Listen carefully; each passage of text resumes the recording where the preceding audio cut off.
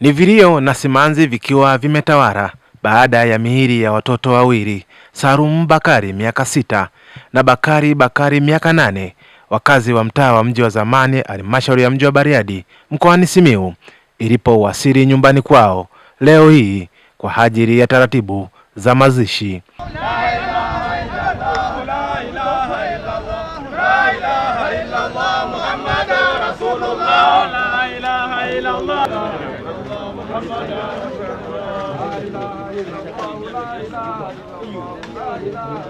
Watoto hao walifariki Agosti 20 majira ya saa 10 za jioni baada ya kufukiwa na kifusi cha mchanga kando ya mto Bariadi, wakati wakiendelea na shughuli za uchimbaji wa mchanga kwenye eneo hilo.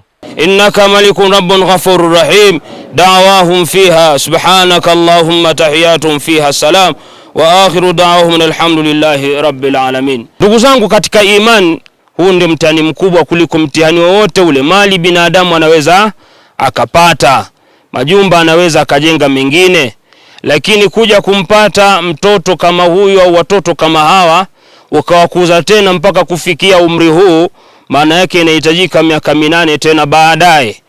Kwa hivyo hakuna mtihani mkubwa kama mtihani huu. Lakini Allah anasema baada ya mitihani yote hiyo, bashiri sabirin, wape habari njema wale wenye kusubiri.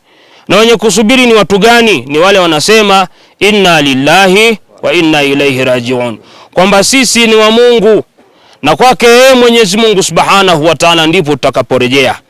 Kwa maneno yetu ya kuzungumza mchana huu, ndugu zangu, ni kila mmoja aende akamwabudu Mola wake. Ulezi wa watoto na kuangalia watoto, tuangalie kwa namna gani. Unaona leo tumepata matatizo yaliyo makubwa sana.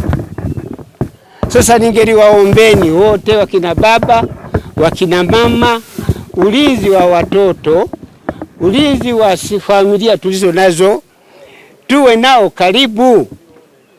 Tumepoteza watu ambayo wangelitegemewa kufanya kazi baadaye, lakini kwa uwezo ambayo uliokataa kuzuilika na nyinyi mmejionea, kwa hiyo lazima mmejifundisha kitu.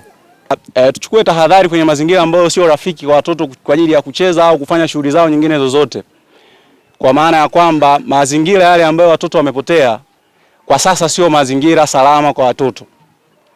Ndugu mzazi au wewe mlezi ambaye unaishi na mtoto wako, tafadhali sana hakikisha ulinzi wa mtoto wako anapokuwa anatoka nyumbani unaendelea kufuatilia kadri unavyokuwa unaweza.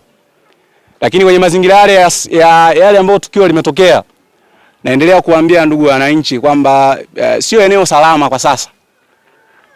Kila mwananchi achukue jitihada za kuhakikisha kwamba watoto hawaendi kwenye hayo mazingira. Lakini sio mazingira hayo tu, mazingira ambayo yanafanana na mazingira hayo hatupasi kwenda kufanya michezo ya aina yoyote ile. Kwenye serikali ya mtaa nafikiri mwenyekiti atatusaidia, mazingira ambayo yanaleta hatarishi yoyote yanapaswa kuwa na uangalizi wa kutosha, ikiwemo mashimo yale ambayo yapo. Tunamuomba mwenyekiti hakikishe kwamba yale mashimo kama ni kufukiwa yafukiwe. Ili kuwa mwanafamilia bora wa Global TV, usisahau kusubscribe, like, kushare na kucomment. Baada ya kusubscribe, bonyeza alama ya kengele ili kupata taarifa kwa kila video inayopanda Global TV Online.